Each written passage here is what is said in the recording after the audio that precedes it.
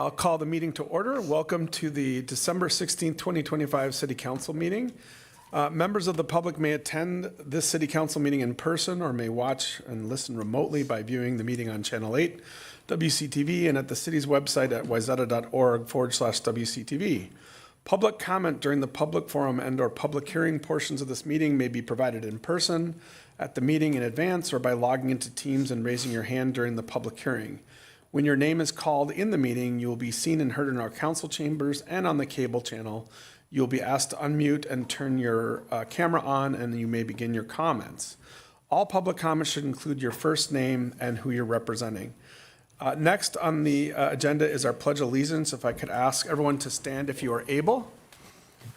Pledge allegiance to the flag of the United States of America and to the republic for which it stands, one nation, under God, indivisible, with liberty and justice for all. Thank you. Next on the agenda is our roll call. Let the record reflect that all council members are present this evening. Next on this agenda is to approve the agenda. May I have a motion to approve the agenda as is, or is there any changes that need to be made? I would make that motion, Mr. Mayor. Okay, can I have a second? Second. Any further discussion? All in favor say aye. Aye. All opposed? The motion passes.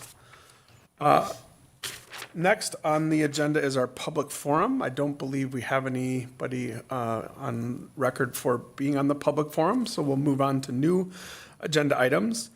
Item number 6 is new agenda items. Does anyone on council have any future agenda items that they'd like to discuss or bring up this evening?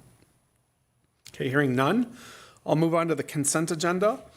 On tonight's consent agenda, it's pretty meaty, is approval of City Council workshop and regular meeting minutes of December 2nd, 2025, approval of the check register, approval of the municipal licenses, receipt of police activity report, receipt of building activity report, approval of contract with Lexipol Policy Management for Public Safety, approval of our 2026 legislative priorities, approval of the purchase of replacement gate at the public works site.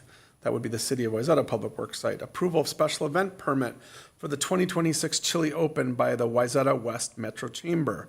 Adoption of Resolution 55, 2025, accepting a donation to the City of Wayzata from the Miles Family Fund, and approval of professional services agreement with West Metro for 2026 building official services. I would accept a motion to approve the consent agenda as presented, or would anyone like to pull any items for tonight? Mr. Mayor, I would like to pull item I, approval of special event permit for the 2026 Chili Open by the Wayzata West Metro Chamber. Okay, so I would accept a motion to accept the consent agenda with item I being pulled for discussion. Could I get that motion, please? I'll make that motion, Mr. Mayor. Okay, can I have a second? Second. Any further discussion? All in favor say aye. Aye. Those opposed, that motion passes. So now I guess we will discuss that item before we move on to new business. So maybe staff, if you could just give us a brief overview of the item, and then Mr. Plekish, I'm sure we'll have some comments and start the conversation. Yeah, we're just pulling up the. Yeah, no worries. Take your time.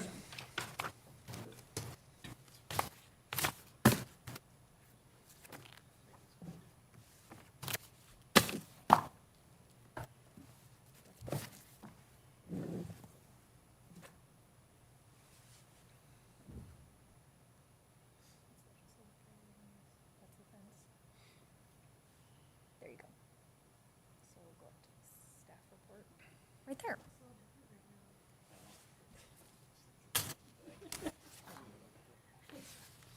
Yeah, if you could. Thank you, Mayor and Council. So before you tonight is consideration of the special event permit from the Wayzata West Metro Chamber for their Chili Open event. This event is an approval that comes before you every year. The event is proposed to take place on February 7th, 2026. So per our special event policy, they're getting their application in early. If you scroll down just a little bit. There's a map included with the council packet that kind of shows the activity for the Chili Open, but for those that don't know, this is mainly a golf event that takes place on Lake Minnetonka. There is some use of the Wayzata Beach parking lot for part of the event. As we've noted in that third paragraph there, per our special event ordinance for level 2 and 3 events that require tickets for entry, we have the ability to impose a fee of either $1 or 1% on the ticket price, whichever is greater. We have historically waived this fee for the chamber, so the only thing that, that could be an item of discussion for tonight, but I do want to make clear that as part of this application, the chamber does pay a special event permit application fee. That's of about $820 some. And then any public works time associated with cleanup and put away of barricades and whatnot after the event is billed to the chamber directly, and they pay that cost. So all of the city's costs associated with throwing this event are already covered. This ticket fee would really be above and beyond that. So I'm happy to answer any questions that the council has about the special event permit. The other thing I would note that's different this year is there are no Friday events scheduled, so it's just on the Saturday event. Happy to answer any questions you have. Okay, questions of staff? Well, since I'm the one that pulled it, let me just go ahead and start. First off, I'd like to say this is an absolutely wonderful event. It's Wayzata is known for this nationally. I think it's been covered. So I have absolutely no problem with approving this. What I did is I wanted to pull this to discuss the fee. I know we've waived it in the past, and some of my questions actually were answered in your introduction here, which is how much does it cost the city to support it and net, and what I'm hearing is net zero, that they're paying for it. So that was one of my questions. And the other was also, I think, answered, which is if we've always waived it, we'd never actually gotten any fees from them, because I was curious about that. But I did want to pull it anyway because it is our policy that we collect this fee from anybody who submits a permit request for events like this. And this is unusual. Maybe it's been traditional, but it goes against what we typically do. So I wanted to bring it up for discussion to see, should we consider getting a 1% fee? Because after all, we're trying to cut costs wherever we can, and we're looking for diversified revenue, and this would be just a little piece of that. I don't have a dog in this hunt. I just thought this was something we ought to at least pull out and talk publicly before we approve it. So. Sure. Other questions of staff? Is there anyone else that would like to weigh in with a point of view about the suggestion for discussion, I think is what I heard, not necessarily pushing one way or another. Anyone else like to weigh in on the topic? So you say weigh in as Well, so far as Alex- thoughts on that, or Yeah, thoughts on it. So Alex led off with, should we consider it? I guess I'm looking Yeah, for. should we waive it or not? Yeah. Yeah, well, I would say, given the fact that they've already sold all the tickets this year, I think it's detrimental for us to go back to them and charge them a fee for that, because we're talking about a fee on top of, like, as per ticket sold. And so if we wanted to consider that, I think it's something that we could maybe consider next year and have that conversation with them ahead of time, but otherwise, they're going to be out whatever fee we charge them, and this is a huge moneymaker for them, so I'm okay keeping it open in the future, but I think right now, because they've already sold everything, I think that's probably unfair to do that right now, even though it's in our purview. I also think I read it in one of the correspondences that nonprofit organizations or city-based organizations, which they're a nonprofit organization, have special exemptions for this. Yeah, Mayor and Council, I can add, per per our ordinance says, the city may reduce or waive this fee for events that are charitable or have a significant fundraising component for a nonprofit, community, or civic organization. So we don't have the authority to waive this fee for anything outside of those parameters, but you may waive this fee if it meets that criteria. Any others like to weigh in? Quick question, clarifying. Where does that money go? What do we, to go into just the general fund? Okay. Yep. Mr. Sorensen? Yeah, I mean, first of all, I would agree with Alex. I mean, I think this is a great event for the community, for our residents.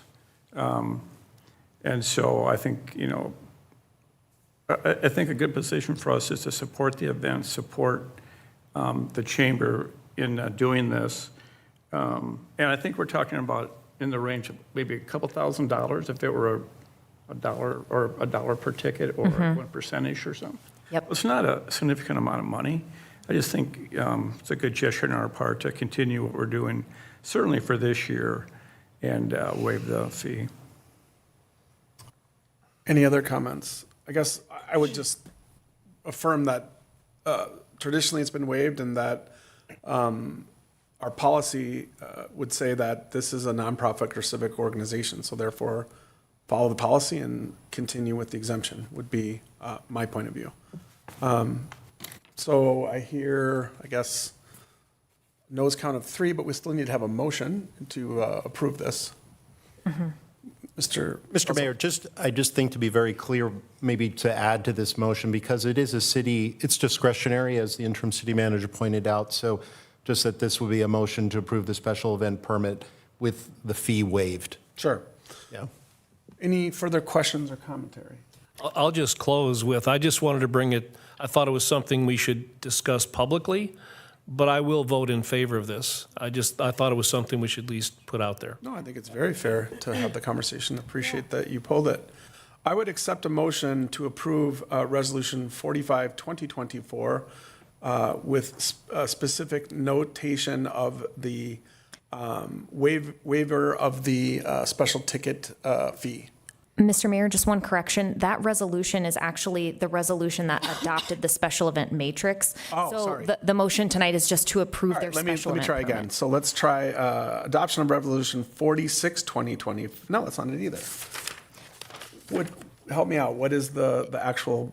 It would be a motion to approve the special event permit for the Wayzata West. Okay, so there's no Metro resolution because Chamber. it's on the consent. Yes. Okay, so I accept a motion to approve the special event permit request from the Wayzata West Metro Chamber, noting that there would be no special ticket fee. Can I get that motion, please? So moved. Can I get a second? Second? Any further discussion? All in favor say aye. Aye. Those opposed, that passes 5-0. Thank you for that. I was looking at the packet and not cross-referencing that, so thank you. Mayor, can I make one little comment Sure. about those fees and that revenue? I think I agreed with Councilmember Cook as well, that it felt like an 11th hour change. Glad we discussed it publicly, but I think we could be a little more targeted with the funds from those fees. Something to think about as we have a broader conversation about retail. So you're thinking, I just want to make sure I understand what you're saying. Your suggestion might be if we do collect fees like this, that we might specify a specific use as opposed to just having it go into the general fund. And I don't know if that's a good idea or Sure. not, but something worth keeping it in our minds. Yeah, sure. Okay, noted for the record, and we'll move on to new business, right? And public hearing, there's no items on the public hearing, which we noted before. So new business, consider adoption of Resolution 46, 2025, denying a variance to the required retail area and frontage at 401 Lake Street. I'm turning it over to you, Ms. Yeager, or to Mr. Sharp? To Community Development Director Sharp. Okay, Mr. Sharp. Thank you, Mayor and Council. I'm sorry, this is the wrong item. I'm not the only one tonight, Alex. Thank you. No, you're not. I need to pull up the folder. My brain is still frozen For a from the second. That's menorah not my lighting earlier presentation. outside. I think we got you off track when I pulled that item. Way to go, Alex. You took us all out of sequence here. That's all right. I'll take the hit. Nailed it.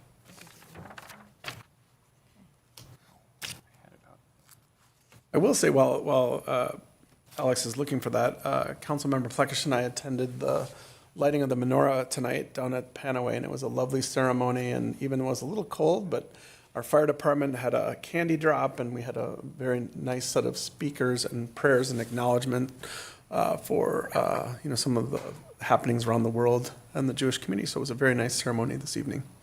So, anything you'd like to add? Yeah, I'll weigh in on that. It's wonderful that Wayzata was able to host something like this.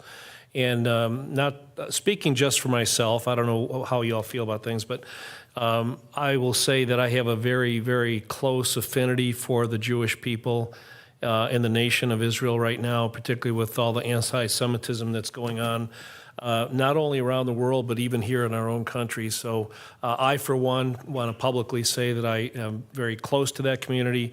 I'm not Jewish myself, but I'm very close to them. And it was really good for us to be able to do that tonight. Yeah, it was a lovely ceremony. Thank you, Mr. Plekish.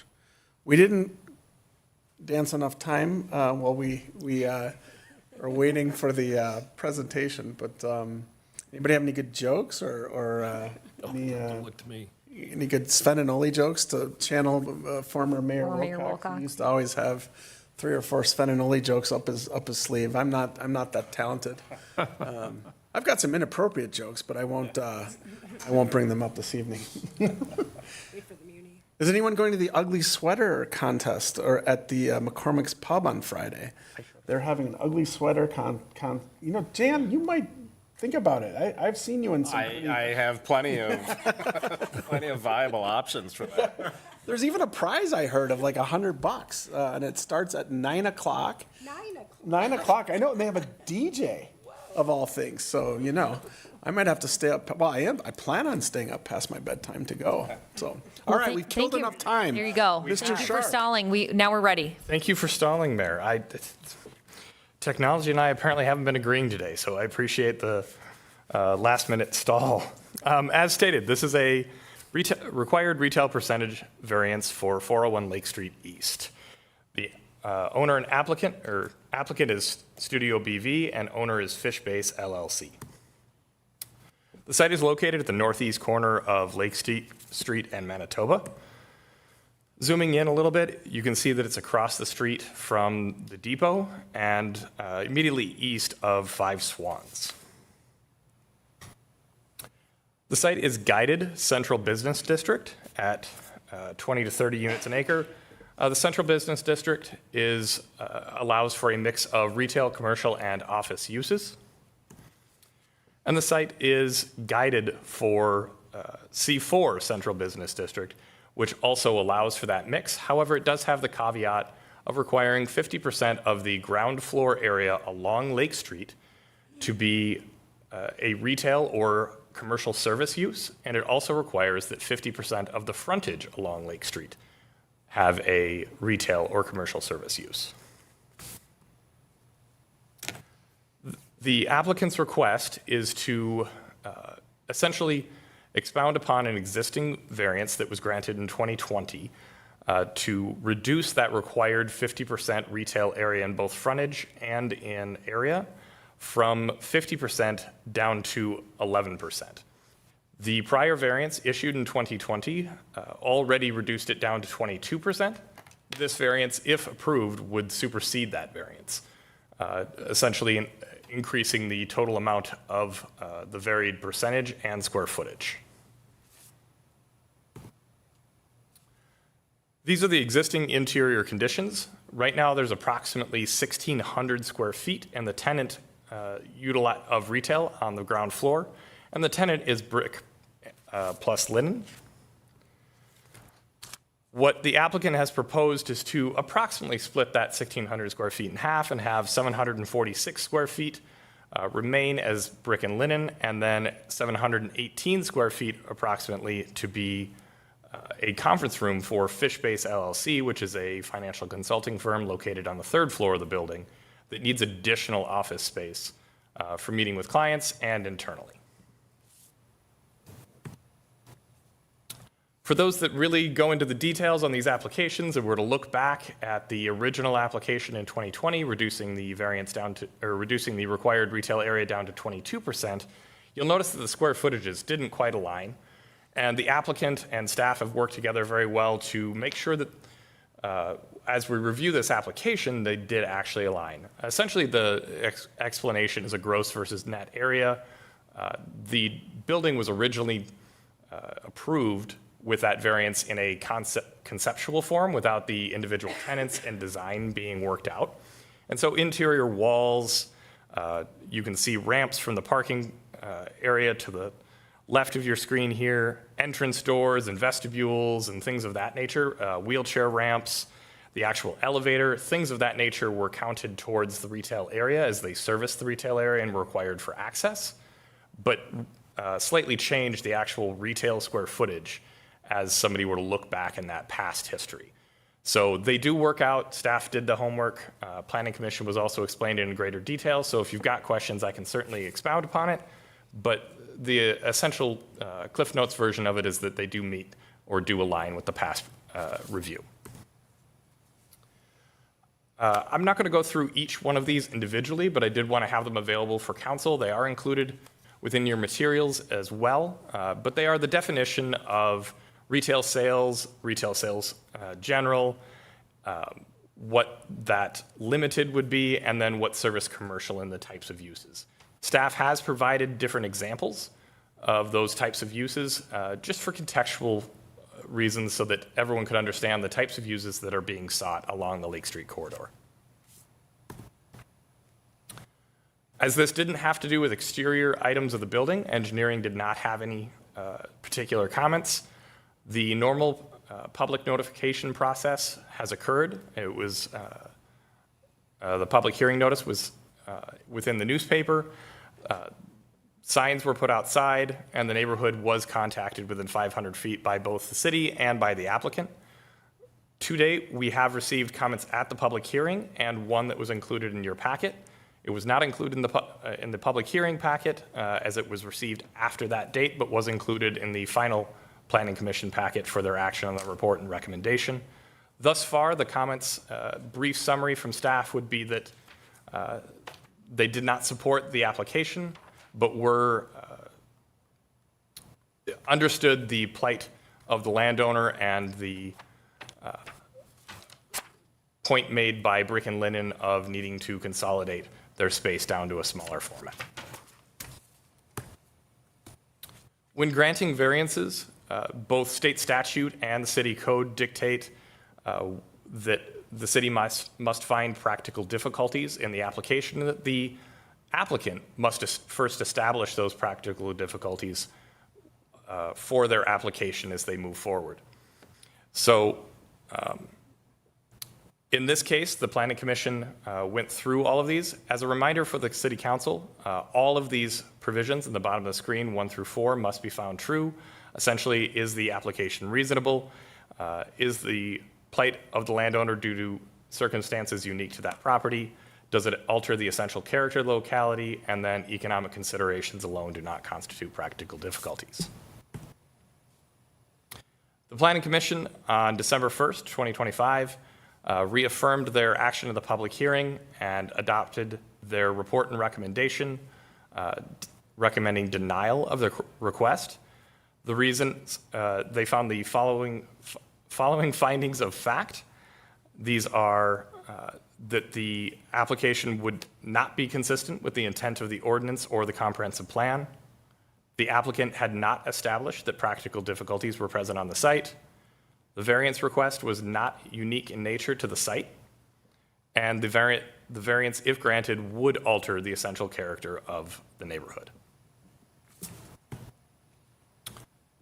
With that, the action sought this evening would be adopt Resolution 46-2025, denying the variance to required retail frontage and area at 401 Lake Street East.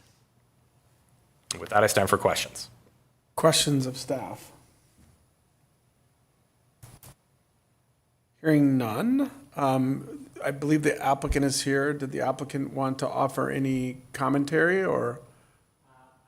Yeah, just approach the microphone if you don't mind and just State your name and who you're representing. Yes, I'm Aaron Foley. I'm representing Fishbase LLC, who is the building owner. Mostly here to answer any questions that may have come up with reviewing what Alex has presented.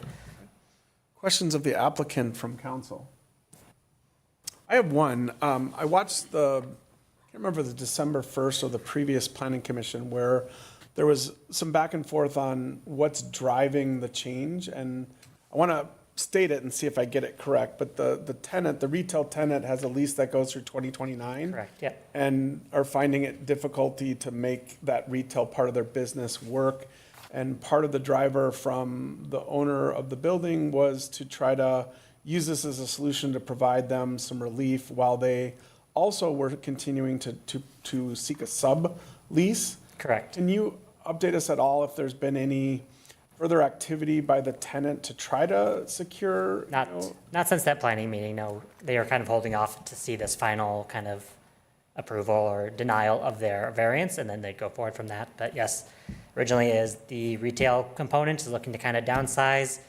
Walleye Capital, who's on the third floor, is looking to expand. So there's this kind of mutually beneficial use of this first floor to occupy that and kind of make sure there's activity at least still happening on this first floor. So my characterization from watching the planning commission is accurate? Yes, correct. Okay, thank you. Other questions of the applicant? Yeah. Has Brick and Linen been in there since the building opened? That I am not sure. They've been there for a while. And I know they have kind of a retail component, but they also do kind of consulting. And so it's the foot traffic of people coming in is what's kind of driving their look to downsize their space. Okay. Anything else? Okay, thank you. I'll bring it back to the council for discussion. Who would like to weigh in first?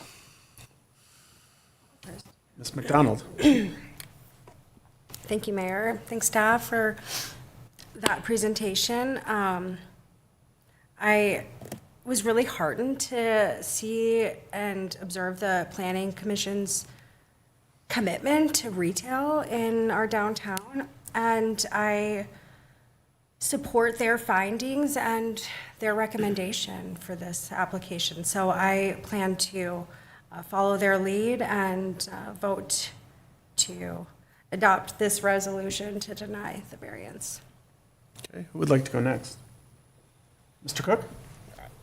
Sure, I can weigh in. I struggle with this one. I do, like, I completely appreciate the Planning Commission's take on this. I was on the council when this building was built and the approval of that, and I remember several conversations, and this was also not just for this property, but other properties west of here on Lake Street, the Wayzata Blue Building, Ventana, Meyer Place, all those buildings that, where we kind of flexed a little bit on the retail requirements along Lake Street. And it's always been a challenge once you hit Wayzata Place. It just creates like this wall of like that's where the retail traffic stops.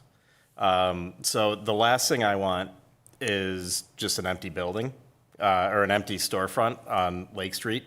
Now, I'm not saying we're there yet, and but we can, I think, yeah, so I struggle with that because I don't want empty space that we say has to be retail in an area that we know is tougher for retail to survive. But we gave concessions when the building was approved and cut the retail requirement down at that time. So I guess I would respect the Planning Commission's findings on this and support approve denial, if you will. Yep, understood. Who would like, Mr. Sorensen? Thank you, Mr. Cook. Yeah, I'm in agreement with the comments that have been said. I think the Planning Commission did the heavy lifting on it, and they made some good, had some good discussion and some good rationale about where they ended up. I mean, this is a variance to a variance, right? I mean, we're down to 20-some% of the first floor space being retail. So, you know, the findings of facts that were stated to us in our packet from the Planning Commission, I agree with every one of them.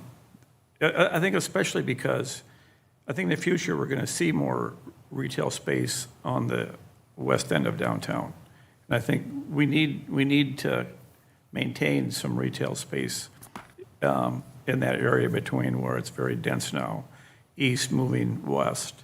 That said, at a different time, and we've talked about this as a council a little bit, one of our biggest challenges is vacant retail space downtown.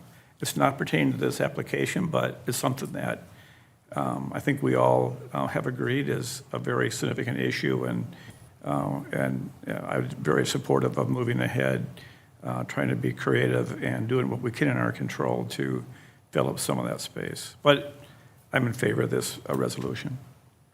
Mr. Plecker, would you like to weigh in at all? Yeah. This is an outgrowth of a zoning situation we've got in the city that we are trying to force something that the marketplace really isn't accepting. Councilmember Cook pointed out the fact that when retail shoppers get to Wayzata Place with that long green block, essentially it kind of dies. And yeah, we've got a couple of retail stores further west, but it's really not much. And I'm going to vote in favor of this too because it's kind of black and white. We don't really have an option. But it's a sad situation where everybody involved there would benefit from granting this variance. The retail shop would get to a right size for their business, and the business that is, breaking at the seams would get what they need, and it wouldn't change the nature of the building really, because the retail is what it is right now. But we can't do that because our zoning calls for something else. To me, it points out that we need to have this discussion again down the road about forcing retail where it just doesn't work. That's one spot. I think Superior Boulevard is another that we should incorporate into that discussion, because I think I was here on council, was it 2 years ago now, where we denied a reformat of that because we were going to, again, commit to the retail. And I think I said at the time, I hope we're not here 2 or 3 years from now in the same spot, and yet here we are. So I'm going to vote in favor of this because I really don't think we have much of an option, but I'd like to see a better solution for the city down the road. Thank you, Mr. Plekish. I have a couple things to add. I mean, if you just look at the standard of the variance, it's hard to find the criteria that would support it. So I'm going to vote to deny. But like several of my colleagues have said, the city, in partnership with our commercial property owners and the retail community in general, particularly those that have retail as a requirement that include the mixed-use commercial residential, central business district, downtown mixed use, and the 5-block PUD at Superior and Lake, all have got similar issues. The one that wasn't talked about is property tax. And I think we have to acknowledge now that property taxes in our commercial core now are making up anywhere from $18 to $24 of the CAM portion of their rent. So that's driving rents north of $35, upwards of $60 a foot for retail. Now, and that $60 a foot is being marketed right now is what is known as the Carish block.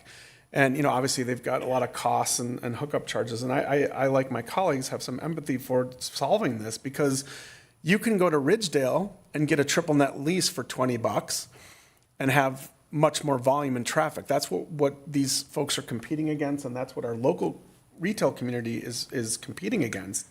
And I think it starts with, we talked about this in workshop, we got to convene a group that includes a mixture of these stakeholders and talk through different ways that, for what we can control, we can influence the impact there. And it starts with the definition of retail uses that Alex put out there, but which of those retail uses are going to work in this type of market economy for our commercial core? And then are there any tweaks we need to make to adjust what we might be able to recruit to get here? And then there's levers at the state level and at the city level to provide some relief or abatement or special tax districts. There's a number of different things we can explore that might allow for relief going to the property owner passed along to a retail tenant, and we need to explore those things.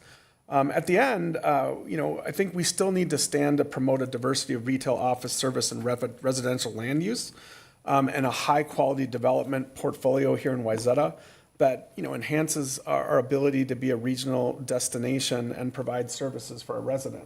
And I don't think we've quite figured it out. We got a 14-year history on that Superior block that would tell us that every And I was there in the middle of all that, and I'm part of the problem way back when, 14 years ago. We had Custard's last stand on retail, and everybody told us it wasn't going to work, and it's not working. So I would support, I feel for you guys, but just the standard's not going to allow it. I'll stop talking, and I hope that we convene that in the workshop format, with Mr. Sharp leading us through an evaluation of what could be done. So with that, I would accept a motion to accept adoption of resolution 46, 2025, denying a variance to the required retail area and frontage at 401 Lake Street. Can I get that motion? I'd like that motion, Mr. Mayor. Can I get a second? Second. Any further discussion? All in favor say aye. Aye. Those opposed? That passes 5-0. Next up is our city manager's report. Before you get there, I just have a couple comments, and I know we'll probably cross over at least on one of these, but on behalf of the city, I wanted to share some news about a key member of our city staff.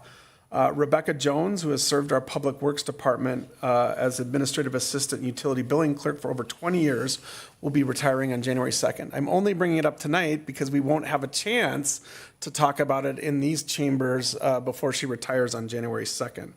And so, utility billing is one of those, I guess, frontline touch points that residents, might have a question or call. And, I've, over the years, called Rebecca numerous times. And she handles that customer service with such grace and helpfulness and humility. I know that the city often gets unsolicited, gushing compliments for Rebecca and her standard of professionalism and kindness and patience. She set the high bar here for public service in Wayzata. And I just wanted to say, Rebecca, thank you for 2 decades of service. You will be missed, but we're really happy for you on your next chapter. And I know you'll probably talk about this as well, but you can amplify further what I just said. And if anyone else wants to comment on Rebecca, now's your chance to do it in public before we all probably will raise a cup of coffee and a piece of cake here to her on January 2nd. So anyone else want to offer anything to Rebecca tonight? No? Okay. With that, I'll turn it over to City Manager Yeager. I'll add on to your comments about Rebecca Jones at the start. Like you said, when a lot of people interact with the city, a lot of times it's with Rebecca. Their first call is a question about plowing, what's happening in the park, what's with my utility bill, a lot of things that people... Garbage collection. Yeah, garbage. A lot of things that people interact with in their day-to-day life ends up being a phone call to Rebecca Jones. So she's not easily replaceable. She's working hard to train her replacement now, but she is definitely worthy of all the recognition, the acclaim, for her friendliness, her customer service, how much she cares. And I would say what a good teammate she is in the Public Works Department. She really helps bridge connections, and she's such a positive force down there. So yeah, the recognition is well deserved for Rebecca.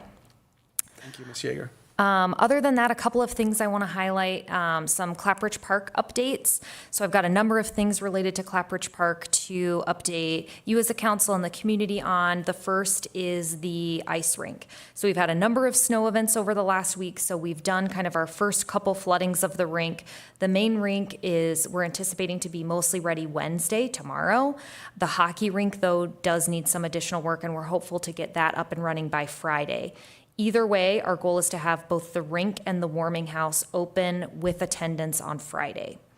Warming house as well. Yes. Okay, wow. Yep. So we did a walkthrough of the warming house on Monday with our contractors. We're planning for that to be open on Friday. It's missing a couple of things. It doesn't have a countertop, but it's functional, so we're going to open it on Friday.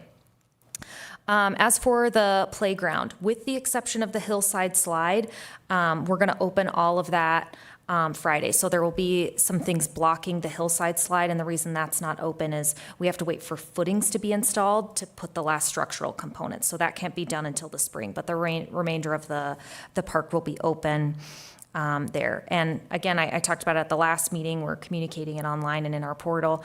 But to celebrate the opening of Clapbridge Park there, we are planning a ribbon cutting event for January 10th from 1 to 3 for skating and looking at the warming house, all kind of family fun event down at Clapbridge Park. So we hope you're able to come. Other than that, a couple of other things I want to acknowledge. I want to say thank you to the community for their Toys for Tots support. Last week, our CSO dropped off all the donations, and it was boxes and boxes of donations. So we have a very generous community, and I just want to highlight everybody who gave. Just thank you for doing that. And then lastly, next week, we will have a couple of holiday closures for city offices. So on the 24th, City Hall will close at noon. And on the 25th, we're closed all day. We'll be open our regular hours, 7 to 11 a.m. on Friday, the 26th. So just heads up about a couple of closures. Any other questions or comments from the council? Questions of city manager at this point? Okay. I just want to read one more kind of closing statement for the year, and then we'll see if there's anyone for public forum and adjournment. But as we close out this meeting and approach the end of the year, I want to take a moment to extend my warmest wishes to all our residents and their families, to those celebrating this week a very happy Hanukkah, and to everyone preparing for the upcoming holiday a very Merry Christmas. I also want to thank my colleagues here on council and our incredible staff for their dedication throughout 2025. It's been a busy and productive year for Wayzata. I wish you all safe and joyous holiday season and a very happy new year. And I really look forward to seeing what we can accomplish together in 2026. And with that, is there anyone on public forum on Teams or here? Mr. Mayor, there is not. 41 minutes, but you're responsible for 4 of it. I would accept a motion to adjourn tonight's meeting. I'll make that motion, Mr. Mayor. Can I have a second? Second. Any further discussion? Hearing none, all in favor, aye. Aye. Those opposed, that passes 5-0. Thank you very much, and we're adjourned. Go ahead, Mr. Pledge. Do it. There you go. There we go. Thanks.